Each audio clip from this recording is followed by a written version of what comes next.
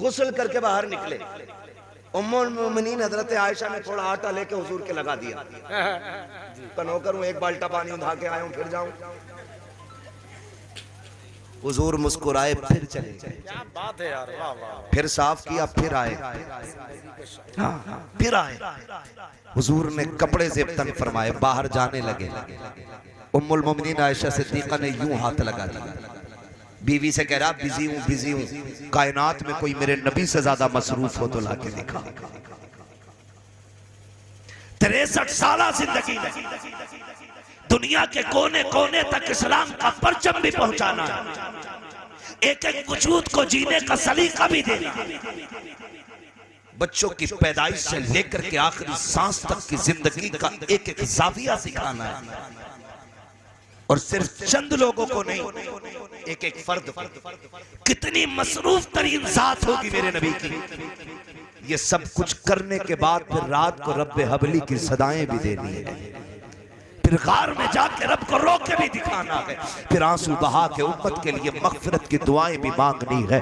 मेरे नबी से मसरूफ जात कोई हो तो ला के दिखा। तेरी औरत तुझसे कहती है 5 रुपए की दवा ला दो, सर में दर्द है तो कहता है ढोंग कर रही है, जाकर के जा पानी पी के सो जा। जब औरत बीमारी में लेट जाती है तो कहते हो मक्कार हो गई है। यार दूसरे के दर्द को समझा करो, तुम उसके दर्द को समझो, वो तुम्हारे दर्द को समझेगी। जिंदगी इतनी मुख्तसर भी नहीं है कि लड़ झगड़ के कट जाएगी, और इतनी दराज भी नहीं है कि हजारों हसरतें लेके दिल में बैठे रहते हो। बड़ी मुख्तसर भी है, बड़ी दराज भी है। आज तुझे तारीख का ये वर्क भी पलट के दिखा दूं। उम्मुल मोमिनीन आयशा सिद्दीका ने यूं हाथ लगाए हैं, आका किधर जा रहे हैं? मेरे नबी ने कहा, मेरे नबी फरमाते हैं मैं तबलीग के लिए जा रहा हूँ। इधर सरकार हटते हैं तो इधर हट जा रही है, जब इधर हटते हैं तो इधर हट जा रही है। मेरे नबी कहते हैं आयशा पता तो सही चाहती क्या है? का आका मेरे बाबा ने कहा था जिस दिन आका तन्हा मिल जाए मेरी आयशा अपने नबी से अपनी बख्शिश की दुआ करा लेना। अल्लाह अकबर। सोच तो सही, जिसका बाप सिद्दीक अकबर हो, जिसका शौहर सैयदुल अंबिया हो, उसको बख्शिश की इतनी फिक्र है। वो कह रही है मेरे बाप ने कहा था जब आका तन्हा मिल जाए अपनी बख्शिश की दुआ करा लेना। या रसूल अल्लाह उस वक्त तक नहीं जाने दूंगी जब तक आप दुआ नहीं फरमा देते। मेरे आका के हाथ उठ जाते हैं, कहते या अल्लाह मेरे आयशा की मगफिरत फरमा दे। इतने जुमलों का निकलना था। उम्मुल मोमिनीन ऐसे जमीन पर लेट जाती है जैसे बच्चे जमीन पे मचला करते हैं। आका के लब मुस्कुराए हैं और आलम ये है यूं मुस्कुराए चांद सी कलियों में पड़ गई, यूं लब कुशा हुए के गुलिस्तां बना दिया। सरकार मुस्कुरा रहे हैं। आयशा ये क्या कर रही हो? बच्चों की तरह लेट रही हो। आका जैसी इतना मेरे नबी ने कहा है, उम्मुल मोमिनीन आयशा सिद्दीका की आंख में आंसू आए। कहती है आका मैं कितनी नसीब वाली हूँ जिसकी मगफिरत की दुआ नबियों के इमाम ने कर दी है। उस वक्त मेरे नबी ने कहा था आयशा जो दुआ तेरे लिए की है यही दुआ रोजाना सुबह शाम अपनी गुनाहगार उम्मत के लिए किया करता। नारे तकबीर, नारे रिसालत, मसलके आला हजरत। वही मुफ्ती साहब जिंदाबाद। तवज्जो है, वाह वाह वाह। थके तो नहीं है। जमीनो जमा तुम्हारे लिए, मकीनो मका, चुनी नो चुना, बने दो जहां, दहन में जबा, बदन में है जा। हम आए यहाँ उठे भी वहां, सबा वो चले कि बाग फले, वो फूल खिले कि दिन हो भले, निभा के तले सना में खुले रजा की ज़बान तुम्हारे। ओ भाई ये उम्मुल मोमिनीन आयशा सिद्दीका, मैं बता रहा था नबी का उम्र कौन। चलो बैठेंगे भी थोड़ी देर। बहुत अच्छा है। इतने लोग बैठना चाहते हैं वो कह दें जरा नारे हैदरी अली अली अली। जब महफिल अली की हो और तज़किरे उमर के होते है ना, कलेजे ठंडे हो जाते हैं। महफिल अली के बेटों की सजी हो और बात सिद्दीक की बेटी की हो रही है। यही तो सुन्नियत है और यही तो जन्नतियों की पहचान है। तवज्जो है, अल्लाह आपको सलामत रखे।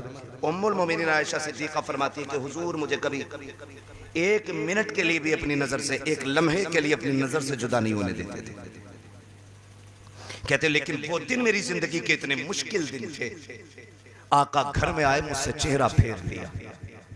हुजूर ने चेहरा क्या फेरा, कहने लगी फिर मुझ पे 1000 कयामतें टूट पड़ी, मैं टूट गई। अब तक जमाने के ताने तो बर्दाश्त हुए, लेकिन जब हुजूर ने चेहरा फेरा ना, कहती मैं बर्दाश्त न कर सकी, मैं बर्दाश्त न कर सकी। मैंने सोचा क्यों ना घर चली जाऊं, माँ मुझसे हाले दिल पूछेगी, अब्बा बात करेंगे तो दिल का दर्द कुछ कम हो जाएगा। कहती मैं अर्ज करती हूँ या रसूल अल्लाह मैं घर चली जाऊं। कहते आज नबी ने भी बिना तवक्कुफ किए फौरन कह दिया चली जाओ। कहती फिर क्या, फिर तो कयामत आ गई, बिजलियां गिरी दिल पे। मैंने सफर किया, अपने दरवाजे पे गई, सोचा बाप तसल्ली देगा, माँ सहारा देगी। कहती जब घर में कदम रखा ना तो बाप ने भी बात नहीं की, माँ ने भी बेटी का हाल नहीं पूछा। आज कोई बात नहीं कर रहा था, मैं काफी देर बैठी रही, कोई तो पूछे मुझसे सच्चाई क्या है, कोई तो बात करे। कहती माँ मुसल्ले पे थी, बाप तस्बीह पढ़ रहे थे, किसी ने हाल दिल न पूछा। फिर मैंने अपनी बात सुप्रीम कोर्ट में पहुंचा दी। मैंने कहा मालिक अब आयशा की सच्चाई तू ही बयान करेगा, तेरे सिवा कौन है जो मेरी बेगुनाही को साबित करे। कहने लगी मैं ये कहते कहते रोने लग गई। इधर हुजूर की बेकरारी का आलम, ये हुजूर की बेकरारी का आलम। हुजूर गली में टहल रहे, हजरत अबू बकर से मुलाकात हुई। यार अबू बकर तेरी तो बेटी है ना, तू बता मैं क्या करूं। लोग ऐसे ऐसे कह रहे हैं मेरी आयशा के बारे में, क्या करना चाहिए। अबू बकर की आंख में आंसू आ गए। आका मैं बाप हूं, मैं क्या कह सकता हूं। अगर मैं कहूं मेरी बेटी को पारसा मानो, दुनिया कहेगी बेटी थी इसलिए बाप हिमायत कर गया। आका मैं कुछ नहीं कहूंगा। हजरत अबू बकर भी दामन छुड़ा के चले गए। कहते सामने से अली आ रहे थे, मैंने कहा अली तू बताना यार मैं बड़ा बेकरार हूँ, मेरी आयशा के बारे में ऐसी ऐसी बातें हो रही हैं। हजरत अली ने कहा या रसूल अल्लाह आप परेशान क्यों होते हैं, आप इशारा करें तो सैकड़ों बाप अपनी बेटियां आपके निकाह में देने के लिए तैयार हैं, या रसूल अल्लाह परेशान ना हो। कहते अली भी ये कह के चले गए। आका फरमाते मैं चंद कदम आगे चला, सामने से मेरा उमर आ रहा था, मैंने कलाई पकड़ी, यार उमर तू ठहर तो सही, तू तो वो है जिसकी मर्जी से रब कुरान में आयत नाजिल कर देता है, तू बताना क्या किया जाए। तुझे तो पता है ना मेरी आयशा के बारे में क्या बातें हो रही हैं। हजरत उमर के बारे में मेरे आका फरमाते हैं जब मैंने उमर से इतना कहा उमर की गर्दन झुक गई। कहते हैं या रसूल अल्लाह मैंने भी सुना है। कहा उमर फिर तू बता क्या किया जाए। आका फरमाते मेरे उमर ने मुझसे 2 सवाल किए थे, मेरे उमर ने 2 सवाल किए। कहते हैं या रसूल अल्लाह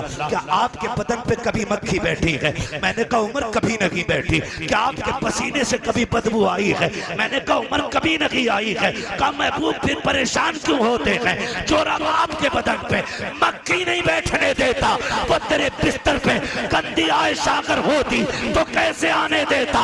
जो रब तेरे पसीने में बदबू नहीं आने देता वो तेरी आयशा तक किसी गुनाह को कैसे आने देता। अरे हजरत जिंदाबाद जिंदाबाद। मेरे आका कहते हैं मेरा उमर ये कह के छुपा। इतने में जिब्रील आ जाते हैं, कहते हैं आका दुनिया की फिक्र न करें, तेरी आयशा बेगुनाह है। ये उमर है जिसने पूरी जिंदगी नबी की इज्जत व अजमत से पहरा दिया है। गैरत नहीं आती है, उनके बारे में भोंकते हो, शर्म आनी चाहिए। हजरत अब्दुल्लाह इब्न उमर बदरी साहब गुजर के जा रहे, शहजादे दोनों बैठे, बच्चे नहीं थे, जवान थे, जवान थे। जानबूझ के कहा हमारे नौकर के बेटे इधर।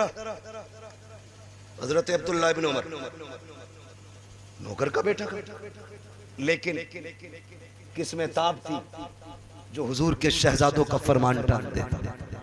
गए जी, जो बात कहनी थी कहीं। हजरत अब्दुल्लाह इब्न उमर वहां से गए। अब्बा जी आज बड़ा अजीब मामला पेश आया। क्या हुआ। गुजर के आ रहा था हसन हुसैन से, और उन्होंने कहा हमारे नौकर के बेटे। इतना सुना हजरत उमर कहते क्या तू सच कह रहा है। क्या उन्होंने ऐसा ही कहा। कहा जी। कहने लगे क्या लिखवा लाएगा।